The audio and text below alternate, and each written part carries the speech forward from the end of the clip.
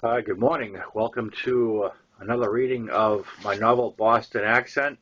I'm Mark Mattioli, and Boston Accent is available on Amazon.com. It is a mature subject matter, and let's get right into this. Pick up where we left off. Boston Accent. I finished out my first week in the CC and became friends with a couple of coworkers, one more so than the other. The guy I really hit it off with was Swen Leader, a big Swede that had recently been discharged from the army and moved up from San Diego. Swen was in his early 20s and my height at 6 foot, but he outweighed me by a good 40 pounds. He had wide, muscular shoulders and a big barrel chest. He reminded me of a short John Matuzak from the Oakland Raiders. Swen had an off-the-wall sense of humor, and he was on 24/7. He was on 24/7 with his wisecracks and ranking on people. The other guy was from the Bay Area, and he was a rehire that started back my first week after being gone for several months. His name was Joel Hardwick, and it took us a while to become friends because he hung around with some real lowlifes, and they all had a problem with my strong Boston accent and just the fact I was from Boston. Part of it was a sports rivalry thing with the ongoing battle of two consistently great ball clubs, the Celtics and the Lakers. Then again, much of the problem with Joel and his friends was that they were jerks fueled by alcohol. As I finished my first week out, I had 2 days off and made plans to hit a party. Swen had heard about it. It was being hosted by casino employees, and we hoped that there would be some girls there. The party was kind of a dud, and what made it worse was that Joel and a friend of his, John Freeze, were there. John was a supervisor in kitchen maintenance, but mostly he was a jackass. They were both loaded and harping on my accent, saying things like, "Hey, let's party with some beers and queers." John was the worst of the two of them. He had the IQ of a fence post, and he just wouldn't stop. Swen wanted me to knock them both out, and I thought about it, but decided not to touch them. I believe in karma, and I knew their time would come. It was around this time that I started using an alias instead of my real name. The first time I did it was applying for a credit card that I didn't want for the purpose I didn't want the credit card. I filled out the application to get a free Coca-Cola tray to roll joints on. They were giving away these trays if you filled out an application. And that's all I wanted was a tray, not the credit card. I didn't want anyone to contact me, so I went back in my mind to high school and wrote down Bogus Weems. Now, we had elected Borgus, not bogus, but I chose bogus because of its definition of fake. I made up all the personal information on the credit application, and then when I got to the bottom and I was supposed to sign Bogus Weems, I wrote my real name out of habit. When I realized what I had done, I scribbled it out and signed Bogus Weems. When I looked up, the manager was standing right in front of me, scowling. I handed the manager my completed form, and her eyes went right to my signature and then back to me.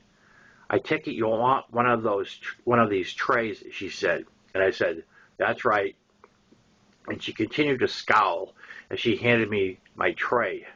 I thanked her, and as I turned to walk away, she said, "Should I just throw this away?" And I said, "I would." I smiled and walked out the door. That was the start of not using my real name under a variety of circumstances. It got to be such a habit that my friends started introducing me as Bogus. And the funniest thing is, people rarely question it. I just got odd looks.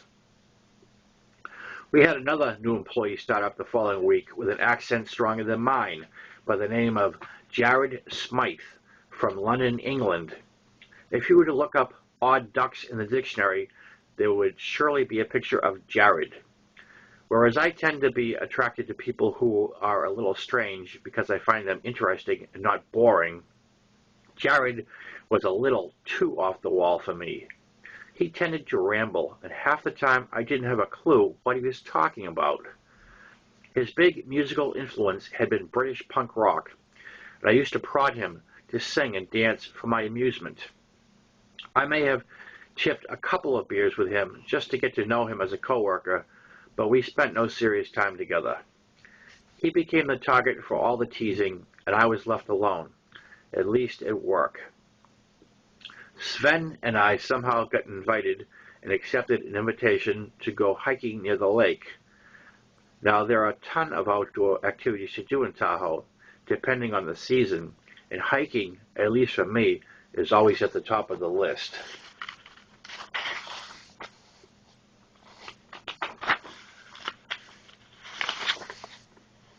It was early spring, and there was still snow on the mountain, so you really had to be careful with your footing.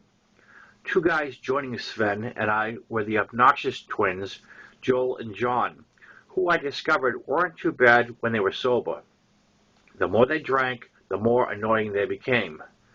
It was also during this trip that I learned about Boda bags, soft-sided leather bags that you filled with wine. Now, I have never been a big fan of wine, although I have really tried. Nor do I make a habit to drink when hiking up a mountain.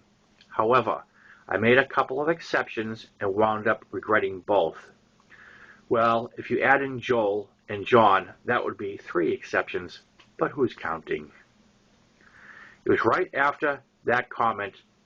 Oh, I got a little ahead of myself here. We had been climbing for some time, and we were at a high enough altitude that we were dealing with all snow for our footings. It was getting a little dangerous. Sven was the only one that wasn't drinking, and he would be the first to point out that considering the conditions, maybe we had climbed high enough.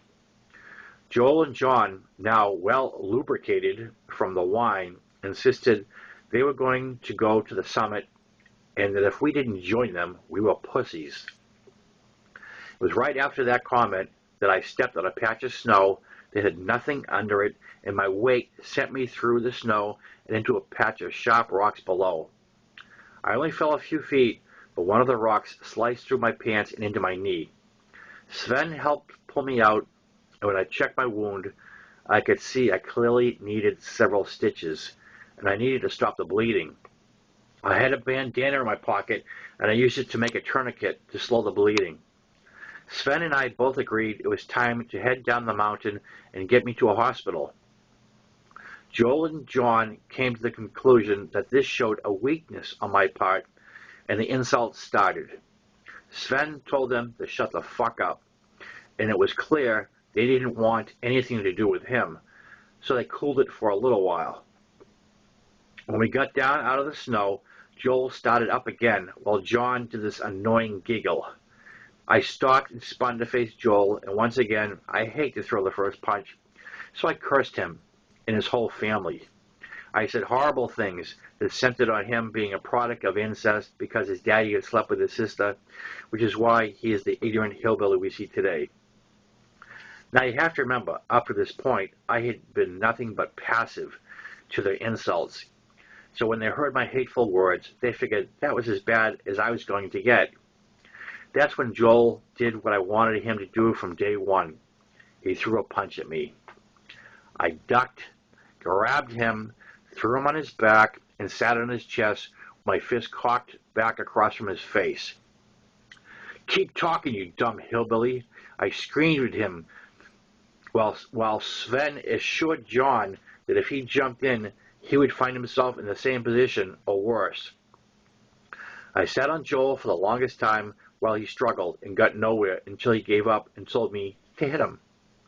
I looked down at him and said, "I would just lower myself to your level if I hit you. You're like a little girl, and maybe you hit little girls, but I don't." That was the worst insult I could have laid on him. Not the words, but the fact that I didn't hit him when he knew he deserved it. The four of us continued off the mountain to the parking area, and they dropped me off at the hospital. As I was getting out of the car, Joel got out and apologized, saying, "I guess I went too far," and he shook my hand.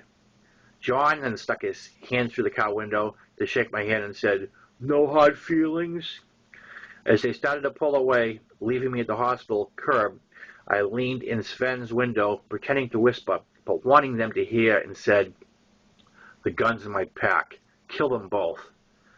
John and Joel turned to look at Sven, who had the most serious look on his face, showing not a trace that we were messing with them. I guarantee the ride to Sven's house was a long one for both of them. I ended up with 7 stitches, lived to hike another day, and taught 2 jackasses the meaning of mutual respect. The following week, The Shining hit the theaters, and Sven and I saw it 5 times, 5 days in a row on acid.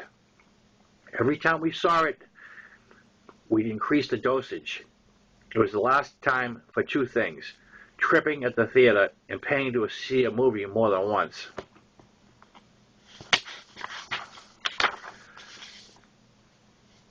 I spotted a cute blonde at work in the kitchen maintenance department my first month at the casino. Her name was Sandy Jones, and she was the only white girl in a department that was mostly Mexican and Filipino. Sandy was very petite, soft-spoken, and shy, and it took me many attempts to get her to even make eye contact with me. I finally won her trust and talked her into having a drink with me after work. We had a few drinks and some laughs, and Sandy agreed to go out with me on a formal date in a few days. The next time we got together, I took her out to dinner after meeting her parents, who were also casino employees. Although we were the same age at 22, Sandy did not have very much experience with men on a casual or intimate level. She teased me about my accent, but in a playful way I didn't mind. Sandy was born and raised in Northern California, and I thought she sounded to me like what I imagined a cowgirl would sound like. She had this twang that wasn't quite Southern, but as far away from New England as you can get. We both enjoyed Southern rock, and she bought me some tapes to listen to in the CC, where we had a stereo we cranked up during large setups or teardowns. Sandy and I ended up going to an employee party together, which is given to employees once a year in February or March as an employee incentive. You start out in the CC for a 45-minute cocktail party with open bar, and then proceed to the showroom where you have a dinner followed by a show by a prominent headliner. We saw Don Rickles and Sister Sledge, and it was a fun evening on the casino. Unfortunately, although Sandy was a doll, intellectually she left me wanting more, and I soon broke it off, and I broke her heart. Okay, we're going to have to call it quits there and pick this up tomorrow, God willing. I'm Mark Mattioli. I'm reading Boston Accent. Boston Accent is available on Amazon.com. I'll see you soon. Ciao.